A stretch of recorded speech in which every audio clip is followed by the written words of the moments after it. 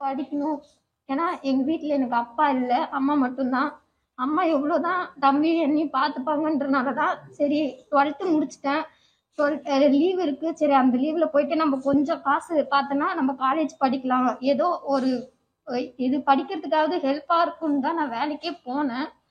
ஆனா வேலைக்கு போன இடத்துல என்னை படிக்க வைக்கிறேன்னு சொல்லி என்னோட காசு சம்பளம் ₹1 கூட எனக்கு கொடுக்கல. படிக்க வைக்கிறேன்னு சொல்லி ஏமாத்திட்டு தான் இருந்தாங்க கடைசி வரைக்கும். நான் படிக்கணுன்றதுக்காக தான் வேலைக்கே போனது. ஆனா என்னை இவ்வளோ கொடுமைப்படுத்தினாங்க. இதெல்லாம் தாங்கிக்கிட்டேன். இதுக்கு மேலேயும் என்னால திரும்ப அங்க வேலைக்கு போக முடியாதுன்றனாலதான் நடந்த கொடுமை எல்லாத்தையுமே சொன்னேன். ஏன்னா இந்த கொடுமை எனக்கு நடந்தது, நான் அனுபவிச்சிருக்கேன். எவ்வளோ கொடுமை, எவ்வளோ வலி, எவ்வளோ ரத்தம். இது இன்னொரு பொண்ணுக்கு நடந்தா அந்த பொண்ணு இவ்வளோ தாங்குவா அப்படின்றனாலதான் நான் இதை வெளியே சொல்லணுன்றதுனாலதான் நான் சொன்னேன். என்ன பிரச்சனை வந்தாலும் பாத்துக்கலான்னு. என்னால முடியல வேலை எனக்கு எப்பதான் வேலை ஸ்டார்டிங் நான் போய் செய்யறேன் புதுசா. என்னால வேலை செய்ய முடியலன்னு சொல்லி நான் 2 நாள்லயே சொல்றேன் என்ன வேலை செய்ய முடியல, நான் வீட்டுக்கு போறேன்னு.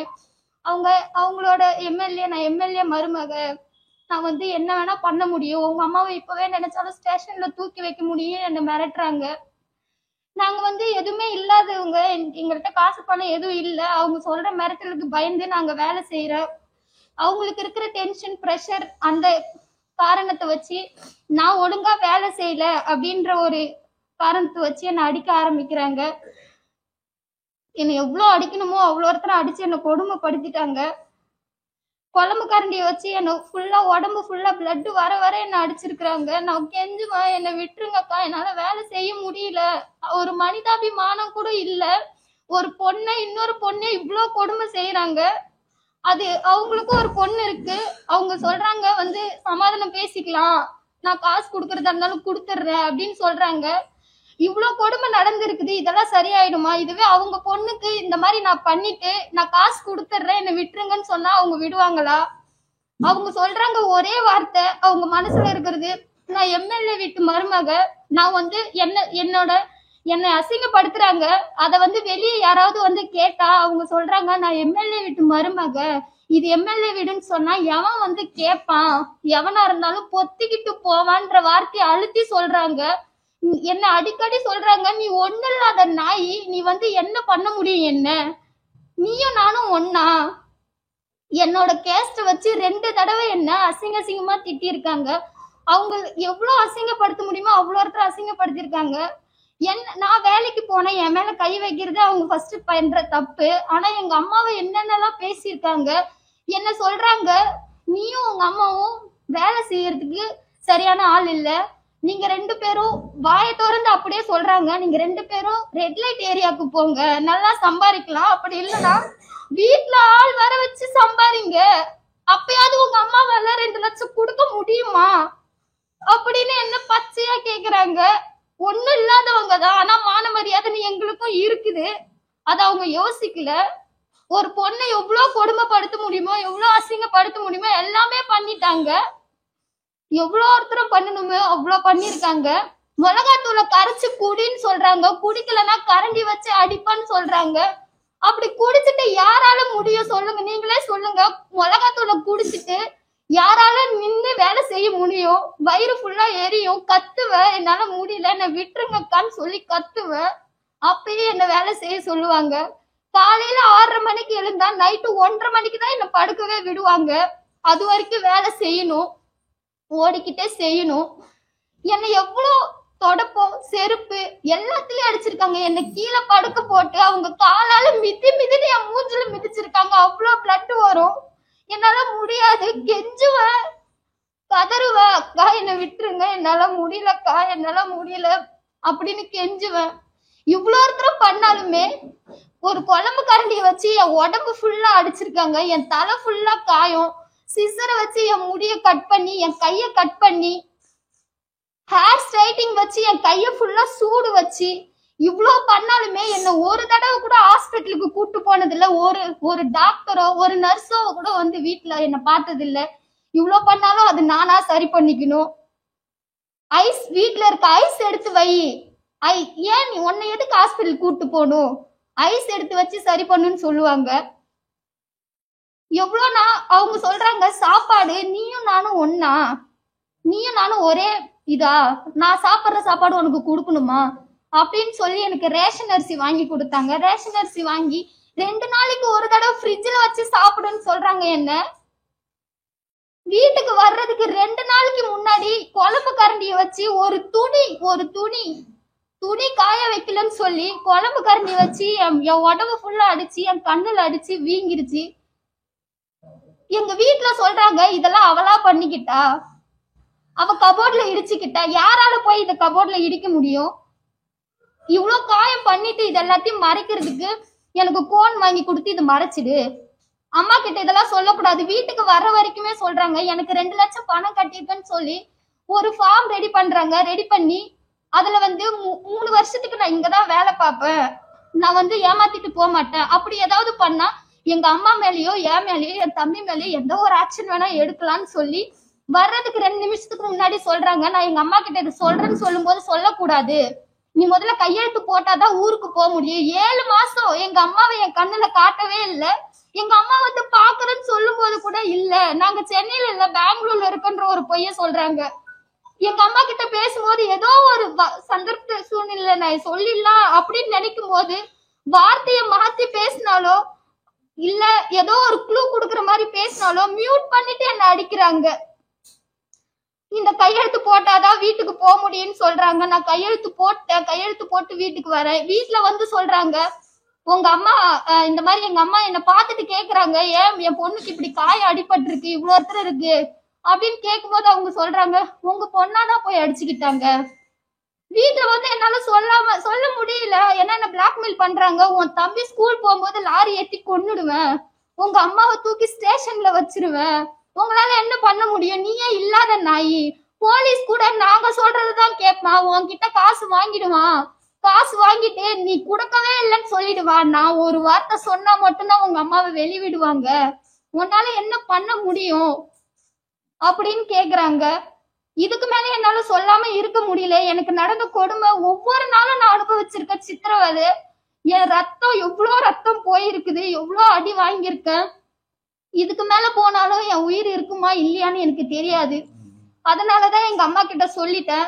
இப்ப இவ்வளோ தைரியமா சொல்லும் போது என்ன தோணுதுன்னா எங்களுக்கான பாதுகாப்பு வேணும், எங்க அம்மாக்கோ இல்ல என் தம்பிக்கோ எந்த ஒரு பிரச்சனையும் வரக்கூடாது. நான் படிப்புக்காக போய் இவ்வளோ கஷ்டப்பட்டு வந்தேன். இந்த வருஷமே போயிடுச்சு என் படிப்பு, எனக்கு படிப்பே இல்ல. படிக்க வைக்கிறேன்னு சொல்லி என்னை ஏமாத்திட்டாங்க.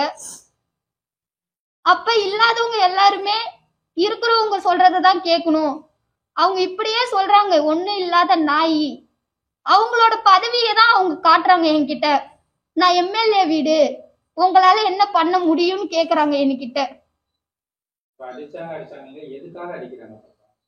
எதுக்காக அடிக்கிறாங்கன்னா அவங்களோட மோட்டிவேஷன் என்ன ஒரு வேலை சின்னதா, எனக்கு வேலை புதுசு, நான் போனது ஒரு துணி ஒழுங்கா மடிச்சு ஒரு இடத்துல கரெக்டான இடத்துல வைக்கல அப்படின்றதுக்காக அடிக்கிறாங்க. ஆனா அவங்களுக்கு டென்ஷன், ஒரு பேபி அழுவுதுன்னா கூட அதுக்கு அடிக்கிறாங்க. அவங்க பேபி அழுவுறதுக்கு அதுக்கு நான் காரணமா?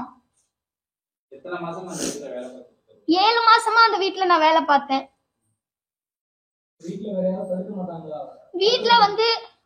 வீட்டுல வருவாங்க ஒரு அக்கா வந்துட்டு போவாங்க வேலை செய்யறதுக்கு.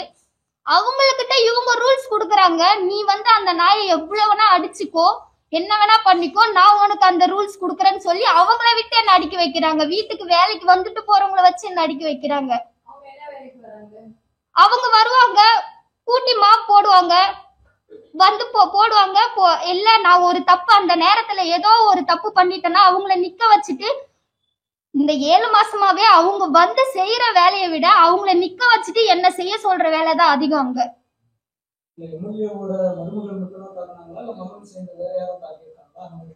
எம்எல்ஏ மருமகள் தான் என்ன 7 மாசமாவே தாக்குனது. எம்எல்ஏ மகன் ஒரு தடவை நான் வீடு பெருக்கிட்டு இருந்தேன். அப்ப அவங்க சொன்னாங்க, அந்த அக்கா சொல்றாங்க, அந்த நாயை ஃபாஸ்டா பெருக்க சொல்லுன்னு சொல்றாங்க.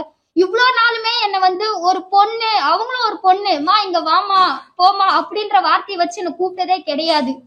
என்னென்ன வார்த்தையில கூப்பிடணுமோ கூப்பிடக்கூடாதோ அந்த வார்த்தையை வச்சுதான் என்ன கூப்பிடுவாங்க.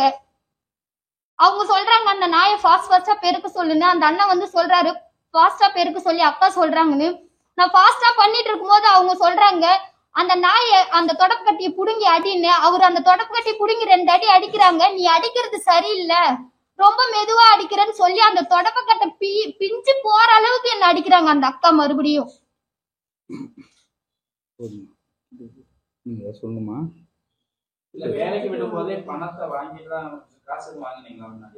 நான் அவங்கள்ட்ட இருந்து காசு எதுவுமே வாங்கல, என்னோட சம்பளமும் அவங்க கொடுக்கல. இல்ல அவங்க மாசம் 16,000 பேசினாங்க, ஒரு பைசாவும் கொடுக்கல. இல்ல எதுவுமே வாங்கல. உங்களுக்கு ஒரு நிமிஷம் இருங்க, ஒரு பைசாலாம் கொடுக்கலங்க. முதல்ல வந்துட்டு ஒரு குழந்தை வேலைக்கு எடுக்கலாமா? அறிவு வேணாமா அந்த எம்எல்ஏ குடும்பத்தினருக்கு? 17 வயசு, இப்பதான் 18 வயசு முடியுது டிசம்பர்ல. ஒரு பைசா கூட கொடுக்கல. இவங்க வந்து 2 லட்சம் ரூபாய் வந்து படிக்க வைக்கிறதா சொல்லி ஏமாத்தி, அதனாலதான் இவங்க அம்மையார் வந்து பொறுமையா இருந்தாங்க. ஏதோ 2 லட்ச ரூபா கட்டி படிக்க வைக்கிறாங்கன்னு சொல்லிட்டு அப்படின்னா ஒரு படிப்பும் படிக்க வைக்கல. ஆன்லைன் கிளாஸ் அட்டன் பண்ண சொன்னா இதுக்குள்ள ஆன்லைன் எந்த அப்ளிகேஷன்ல கைது போட்டு அப்ளிகேஷன்ல கைது போடல. நான் ஒரு நாள் கூட ஆன்லைன் கிளாஸ் அட்டன் பண்ணது கிடையாது. எனக்கு எங்க படிக்க வைக்கிறாங்கன்னு தெரியாது. அவங்க சொன்னது நான் உனக்கு 2 லட்சம் ஒரு நம்பிக்கையின் அடிப்படையில ஒரு 8 மாசம் வந்துட்டு நாங்க இவங்களும் வந்து விட்டுட்டு புள்ள படிக்குது நினைச்சிட்டு தான் விட்டுருக்காங்க. அதாவது என்னன்னாக்க இந்த வேலையை செஞ்சு அதுல வரன்ற காசை வச்சு எதிர்காலத்தை படிக்கணும்னு இந்த புள்ளுடைய திட்டம். இடையில நான் உன் மகளுக்கு 2 லட்சம் ரூபாய் பணம் கொடுத்து படிக்க வைக்கிறேன்னு சொன்னதுனால இவங்க என்ன பண்ணிட்டாங்க, அதை நம்பிட்டாங்க. போன் போட்டு கேட்கும் போது நாங்க பெங்களூர்ல மாற்றல் ஆயிட்டோம், இப்ப சென்னையில இல்ல. நான் 7 மாசமா சென்னையில மட்டுமே தான் இருந்தேன். பெங்களூருன்ற எந்த ஊருக்குமே நான் போனதே இல்ல. என்ன வந்து காய்கறி நறுக்கி கொடுக்கணும், அவங்க ஹெல்ப்புக்கு வச்சுக்கணும் அப்படின்றதுக்காக தான் என்ன சொல்லி அனுப்புனது. எனக்கு அக்ரிமெண்ட் போட்டது எல்லாமே அதுக்குதான். ஆனா அங்க நான் போனதுக்கு அப்புறம் காலையில டிஃபன், லஞ்சு, டின்னரு எல்லாமே செய்யணும், துணி கழுவணும், வீடு கூட்டி மாப் போடணும், பாத்ரூம் கழுவணும், துணி மடிச்சு வைக்கணும், எல்லா வேலையுமே என்ன செய்ய வச்சாங்க. எல்லாத்துக்கும் நாங்கள் கஷ்டக்கார குடும்பம். எங்கள் வீட்டுக்காரங்க 5 வருஷம் ஆகுது கார வந்து. என் பொண்ணு என்ன சொல்லுது அதை தான். ஏன்னா அப்பா இல்லாத குறையா நம்ம வளர்க்கணும் நம்ம பொண்ணு அப்படின்னு. அது மேலே சின்ன வடுவு கூட இல்லாத நான் வளர்த்தேன் சார். ஏமா நீ எந்த அளவுக்கு நீ ஒரு ஆள் சம்பாரிச்சு என்னையும் தம்பி காரணம் பண்ணுவேன், வீடு இல்லை ஒன்றும் இல்லை, நீ ஒண்டி சம்பாரிச்சு எங்கள் லைஃப் எப்படி செட்டில் ஆகுவேன். நான் போய் கொஞ்ச காலம் 1 வருஷம் படித்து 1 வருஷம் வீட்டு வேலை செஞ்சு நான் படிச்சிருக்கிறேம்மா, கொஞ்சம் ஹெல்ப்பாக இருக்கும் உனக்கு அப்படின்னு சொல்லிச்சு. இல்லைம்மா பாப்பறலாம் என்னை தப்பாக சொல்லுவாங்க, நீ வேலைக்கே போகக்கூடாது, என்னால் என் மூச்சு இருக்குதுன்னு நான் உங்களை படிக்க வைக்கிறோம், நீ வீட்டு வேலைக்கு போகக்கூடாதும்மா. இல்லைம்மா நான் போவே தீவிருவேன், எவ்வளோதான் உனக்கு கஷ்டத்தை நாங்கள் கொடுக்குறதுன்னு சொல்லி அதை பேச்சு கேட்டு நம்பி தான் சார் நாங்கள் அனுப்பினோம். ஆனால் அந்த பொம்பளை வந்து 2 வாரத்துக்கு மேலே நல்லா வச்சுக்கிறோம், சூப்பராக வச்சுக்கிறோம், கேட்கறதெல்லாம் நான் வாங்கி கொடுக்குறேன், ஒரு வேலையுமே இல்லைன்னா அது மெல்ட்டி அது வாயிலே ஒரு வேலையும் இல்லை, கூட்டி பெருக்கிற வேலை ஒண்டிதான், உட்காந்தே தான் இருக்கிறோம்மா. உட்காந்து அவங்க சொல்லி கொடுத்தது தான் இவ்வளோ நாளைக்கு என்கிட்ட பேசிடுச்சு. ஆனால் ஒரு நாளைக்கு ஒரு சித்திரவாதை பண்ணி இந்த அளவுக்குலாம் பண்ணுவாங்களா? இல்லை அவங்க பொண்ணுக்கு நாங்கள் பண்ணியிருந்தாலும் சும்மா விட்டுருப்பாங்களா? எனக்கு கேட்க அவரு எழுது சாமி, எங்களுக்கு நான் வேணும் சாமி. நாங்கள் ஏழை குடும்பம் தான், நாங்கள் கீழ் ஜாதி தான், அதுக்குன்னு அந்த ஜாதி பற்றி கேட்டு அடிக்கிறவங்க இருக்கிறாங்களா? நூறு அவங்க பணத்தை மேலே படுத்திருந்தாலும் அப்போ அந்த வசதியாக இருக்கிறவங்களுக்கு மட்டும்தான் சப்போர்ட் பண்ணுவீங்களா, இல்லாதவங்களுக்கு பண்ண மாட்டீங்களா? நாங்கள் என்னதான் சாமி பண்ணோம், எங்களோட சுயநல சரியில்லைன்னு சொல்லிட்டு தானே கஷ்டக்காரங்க போய் சம்பாரிச்சா ஏதோ புள்ள லைஃப் செட்டில் ஆகணும் தானே அப்போ அனுப்பி வச்சோம். அவங்க சொன்னதெல்லாம் எல்லாமே உங்களுக்கு நான் நம்பினங்க. ஆனால் இந்த மாதிரி கொடுமை பண்ணுவாங்கன்னா நான் கொஞ்சம் கூட நினச்சி பார்க்கலங்க. அப்படி இருந்து கொண்டாந்து விட்டு 3 நாளா பொண்ணு அடிச்சாங்க. எப்ப அனுப்பி வைக்கிறீங்கன்னு அனுப்ப முடியாது. என் புள்ள வாழ்க்கை தான் எனக்கு முக்கியம், என் புள்ள உயிர் தான் எனக்கு முக்கியம், காசு என்னவே நான் கட்டிடுறேன், அந்த பில்லு காட்டுங்க, எந்த அமர்த்த காலேஜ் சொல்றீங்களா அந்த பில்லு காட்டுங்க, எங்கனாச்சும் பிச்சு எடுத்து கூட நான் அந்த 2 லட்சம் நான் கட்டிடுறேன், அந்த பில்லு காட்டுங்க. காட்டவே இல்லை, ஒன்றாம காட்டவே இல்லை. நாங்க 1 ரூபா கை நீட்டி வாங்கல சார், நான் 1 ரூபா கை நீட்டி வாங்கலானா அவங்க எதனால இந்த மாதிரி சித்திரவாதம் பண்ணாங்க? சரியில்லைன்னா அனுப்பிட வேண்டியதான். நான் போய் கூப்பிட்டேன், வாமா வீட்டுக்குன்னா அந்த பொண்ணை மிரட்டி அடிச்சு போகக்கூடாது, உங்க அம்மா கூப்பிட்டா கூட நீ போகக்கூடாது, வாமா வீட்டுக்கு போகலாம், நீ சம்பாதிக்க வேணாம் நம்ம கூப்பிட்டோம் சார். அவங்க எவ்வளோ அடிச்சு எவ்வளோ மிரட்டி அவங்க வயிற்றுக்கு வச்சுக்கிட்டாங்க. நம்ம கூப்பிடக்குள்ள இல்லைம்மா நான் ஹாப்பியாக இருக்கிறோம், நான் நல்லா இருக்கிறேன், சந்தோஷம். இந்த 7 மாசத்துக்கு அவங்க சொன்னபடியாதான் என் பொண்ணு பேசிச்சு என்கிட்ட, ஹாப்பியாக இருக்கிறம்மா, சந்தோஷமா இருக்கிறம்மா, நான் நல்லா இருக்கிறேம்மா, இப்படியாதான் பேசி அவங்க சொல்லி கொடுத்துதான் என் பொண்ணு பேசிச்சு. ஆனா இது மாதிரிலாம் ஒரு பொம்பளை இருப்பாங்களா எனக்கு தெரியல சார். நியாயம் வேணும் சார், எங்களுக்கு நியாயம் வேணும், எங்களுக்கு பாதுகாப்பு வேணும். இந்த மாதிரி எல்லாம் சித்திரவதை பண்றாங்கன்றா. நீங்க சோத்துக்கா வயிலாத்த நாய், நீங்க அடிச்சா ஏன்னு கேட்க நாதி இல்ல. இன்னைக்கே சாவு அடிச்சா கூட தூக்கி போட்டு போய்கிட்டே இருப்பேன். எவனையுமே உனக்கு கேட்க முடியாது. நீ எவ்வளவு சித்திரவதை பண்ணணுமோ அவ்வளவு பண்ணிக்கிறாங்க சார். ஒரு பெத்தவங்க பார்த்துட்டு எப்படி சார் நாங்க சும்மா இருப்பா சொல்லுங்க சார். நீங்களும் எதனா ஒரு ஸ்டெப் எடுக்கணும் சார். எங்களுக்குன்னு யாரும் கிடையாது. ஒரு ஜாதி பத்தி பேசி இது மாதிரிலாம் கொடுமை பண்றாங்களா? ஒரு யூஸ் பண்ற துணி பூரா பாத்ரூம்ல வைக்க சொல்றாங்களா? சொல்லுங்க சார். பாய் தலைக்காணி எல்லாமே ஒரு ரேஷன் அரிசி வாங்கி ஒரு நாளைக்கு சமைச்சு 2 நாளைக்கு கஞ்சி விட்டு 10 நாள் கஞ்சி குடிச்சுக்கிட்டு என் பொண்ணு. இது எந்த உலகத்துல சார்? 100 பணத்து மேலே அவங்க படுத்திருந்தா கூட இந்த மாதிரி கொடுமை கூட பண்ணுவாங்களா? அதே நிலைமை அவங்க பொண்ணுக்கு நாங்க பண்ணிருந்தா இந்த பெரிய பெரிய அதிகாரிகளா எங்களை சும்மா விடுவாங்களா? இது நியாயமா இல்ல நீதியா? அப்ப பணக்காரங்களுக்கு ஒரு சப்போர்ட், ஏழைக்காரங்களுக்கு ஒரு சப்போர்ட்டா சார்? இது நீதியா இல்லையா? அப்ப எங்ககிட்ட பணம் இல்லைன்னு தானே எங்களுக்கு எந்த நியாயமும் கிடைக்கல. உண்மைமா எவ்வளவுதான் அவங்க பணம் கொடுத்து இந்த கேஸ் முடியும்னு சொன்னா கூட பணம் வந்துடும் சார். இந்த அடிப்பட்ட காயம் எவ்வளவு ரத்தம், என் பொண்ணு ஒரு வடு கூட இல்லாத வச்சிருந்த சார். நான் எந்த நிலைமையில அனுப்பணும், இப்ப எந்த நிலைமைக்கு என் பொண்ணு வந்திருக்குது அதை பாருங்க சார். அவங்களுக்கு எங்களுக்கு முன்ன சண்டையா சார் எதுவுமே கிடையாது சார். இந்த மாதிரி கொடுமை பண்ணி இந்த மாதிரி நலசாரம் பண்ணி அந்த மாதிரி பண்ணிக்கிறாங்களே, நீங்க தான் ஒரு நியாயம் சொல்லணும் சார். எனக்கு அவ்வளோ எனக்கு பேச தெரியாது சார்.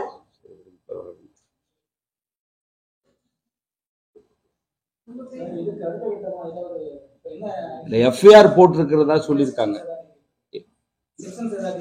செக்ஷன்ஸ் ஒரு 15 மினிட்ஸ்ல கொடுக்கறதா சொல்லியிருக்காங்க. நேற்று அவரு என்கிட்ட டிசி பேசினாங்க. எங்க ஆபீஸ்ல இருந்து சென்னை அடையாறு அவரே தான் பேசினார். நாங்க பேசல, அவரே தான் பேசினாரு. அவர் ஏற்கனவே சேலம் கேஸை டீல் பண்ணவர்.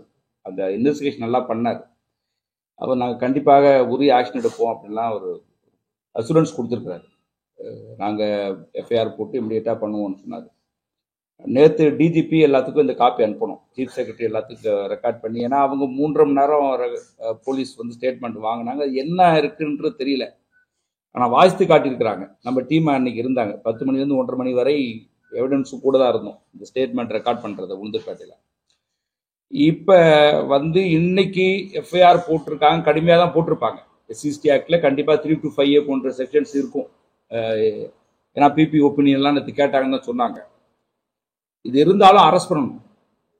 அது ரொம்ப ரொம்ப இம்பார்ட்டன்டாக பார்க்கணும். இன்று உடனடியாக அவங்கள வந்து கைது செய்யணும். அதுதான் வந்து அவங்களுக்கான ஒரு நம்பிக்கையை கொடுக்கும். இல்லை கவர்மெண்ட் வந்து படிக்க வைக்கணும். இல்லை அவங்களால இதெல்லாம் எஸ்சிஎஸ்டி நிதியில நிறைய பணம் இருக்கு. எஸ்சிஎஸ்டியில எங்க பணம் செலவிடப்படாமல் இருக்கு. அது தூக்கி தான் 1000 ரூபான்னு கொடுக்குற பெண்களுக்கெல்லாம் கொடுத்துட்டு இருக்கு இந்த திமுக அரசாங்கம். பச்சையா திட்டுறான், விமர்சனம் பண்றேன். அந்த பணத்துல இருந்து எடுத்து கொடுங்க. எங்க பணம் தானே இது? மக்களுக்குன்னு ஒதுக்கின பணம். எஸ்சிஎஸ்டி பணம் யாருக்கான பணம்? எங்க டிபார்ட்மெண்ட் மக்களுக்கு ஒதுக்குற பணம். அதை நீ வந்து செலவு பண்ணாம வச்சிருப்ப. அதை அடுத்து பொது நிதியில பயன்படுத்தலாம். அந்த நிதியில எடுத்து ஒரு ரூபாய் கொடுங்கன்ற. எதுக்கு அந்த நிதியை எவ்வளவு தூரம் வச்சுட்டு இருக்கீங்க? கொடுத்து அந்த பிள்ளை படிக்க வைக்க சொல்லுங்க. அந்த பிள்ளைக்கு என்ன கனவோ. நான் என்ன கேட்கறேன்னா, ஊர் முழுக்க நீட்டை ஒழிக்கணும்ட்டு போயிட்டு இருக்கீங்களே, நீட்டோட கனவை வந்து உங்க கட்சியில் இருக்கக்கூடிய ஒருவருடைய குடும்பத்தினரே இந்த அளவுக்கு படிக்க முடியலன்னா அப்ப பொறுப்பேற்றுங்க. கவர்மெண்ட் பொறுப்பேற்றுங்க. உங்களால முடிஞ்சா படிக்க வைக்கலன்னா நாங்க பொறுப்பேற்றுக்கிறோம். நாங்க படிக்க வச்சுட்டு போறோம். அப்ப நீங்க கவர்மெண்ட் சொல்லிக்காதீங்க.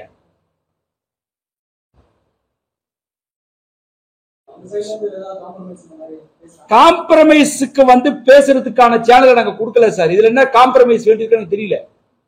இது டிஸ்பியூட் கிடையாது, இது அட்ராசிட்டிஸ். எனக்கு அவனுக்கு ஒரு நிலப்பிரச்சனை காம்ப்ரமைஸ் பண்ணிக்கலாம். ஒரு குழந்தைய போட்டு டார்ச்சர் பண்ணி சித்திரவதை பண்ணி கொடுமை பண்ணி அவங்க சொல்றாங்க பாருங்க, எவ்வளவு ரத்தம் ஓடிச்சுன்றாங்க பாருங்க. இதுக்கு காம்ப்ரமைஸே கிடையாதுங்க. இதுக்கு சமரசம் என்பதே கிடையாது. எப்படி எங்கிட்ட பேசுவாங்க? வாய்ப்பு இல்லைல்ல. அன்னைக்கு மிரட்டுறதுக்கு ஆள் வந்தாங்க. நாங்க அன்னைக்கே போய் தான் அவங்களை கூட்டு வந்துட்டோங்க. நேற்று அவங்கள வந்துட்டு விடிய காலையிலேயே அவங்களை வேற இடத்துக்கு ஷிஃப்ட் பண்ணி, ஏன்னா பாதிக்கப்பட்ட மக்கள் அங்க இருந்திருந்தாங்கன்னா கண்டிப்பாக இருக்கு. ஏன்னா லோக்கல்ல இவங்களுக்கு ஆதரவா இருந்தான்னு சொல்லி ஒரு பஞ்சாயத்து பிரசிடண்ட் போய் மிரட்டுறாங்க. அந்த சிட்டிங் எம்எல்ஏ உளுந்தூர்பேட்டை எம்எல்ஏ உடைய பிஏ மிரட்டுறானா, என்னமோ என்னது வழக்க வாபஸ் வாங்க சொல்லுங்க, இல்லாட்ட நடக்கிறதே வேற அப்படின்னு. இந்த அடிப்பொடிகளுக்கெல்லாம் நம்ம பயப்பட போறோம். இவனுங்க எவன் மிரட்டினாலும் தப்பு தானே அது.